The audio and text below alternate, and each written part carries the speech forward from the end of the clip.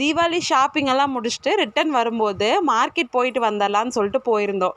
துணிக்கடையில் அவ்வளோ கூட்டத்தை பார்த்துட்டு மார்க்கெட்டில் வந்தால் பொசுக்குன்னு இருந்துச்சு, யாருமே இல்லாத மாதிரி இருந்துச்சு. பூ விலையெல்லாம் கம்மியாக தான் இருந்துச்சு. இந்த வாரத்தில் கீழே அதிகமாகிறதுக்கு வாய்ப்பு இருக்குது. சேவிங்ஸ் எவ்வளோ இம்பார்ட்டன்ட்னு இப்போ கோல்டு ரேட் ஏறுறதை பார்த்தா தான் தெரியுது. இனி ஃபியூச்சர்லலாம் எப்படி கோல்டு வாங்க போகிறோன்னு தெரியல. மாதம் 2000 3000 சேர்த்து வைக்கிறதா சேவிங்ஸ்னு இல்லை, நம்மளால முடிஞ்சது என்னவோ அதை சேர்த்து வைக்கலாம். நாங்கள் சும்மா 20 ரூபா நோட்டெல்லாம் சேர்த்த ஆரம்பிச்சோம். 1 இயரில் நாங்கள் 202 நோட்டு சேர்த்து கூட இன்னும் கொஞ்சம் அமௌண்ட் போட்டு 1 கிராமில் சின்னதாக ஒரு கம்மல் வாங்கி வச்சுக்கலாம்னு நாங்கள் பிளான் பண்ணியிருந்தோம். பட் நாங்கள் பிளான் பண்ணதை விட கோல்டு ரேட் டபுள் மடங்காக போயிடுச்சு. ஸோ கோல்டு வாங்குற பிளானை விட்டுட்டு சில்வர் காயின்ஸ் மாதிரி வாங்கி வச்சுக்கலான்னு பிளான் பண்ணி போனஸ் வாங்கினதுக்கும் இதுக்கும் நல்ல கூட்டம். நகை கடையிலேயே பில் போடுறதுக்கே லைன் நின்று போடுறாங்க. நான் ஃபர்ஸ்ட் டைம் பார்க்குறேன் ஒரு ஜுவல்லரி ஷாப்பில் பில் போடுறதுக்கு லைன் நிற்கிறத. சில்வர்லேயும் ப்ராஃபிட் ஜாஸ்தி தான், நமக்கு தான் தெரியறது இல்லை. நாங்கள் எடுக்கும்போது பெர் கிராம் 190 இருந்துச்சு, இப்போ 206. ஸோ நம்மளால என்ன முடியுதோ அதை சேவ் பண்ணி வச்சு நீங்களும் ட்ரை பண்ணி பாருங்கள். மறக்காம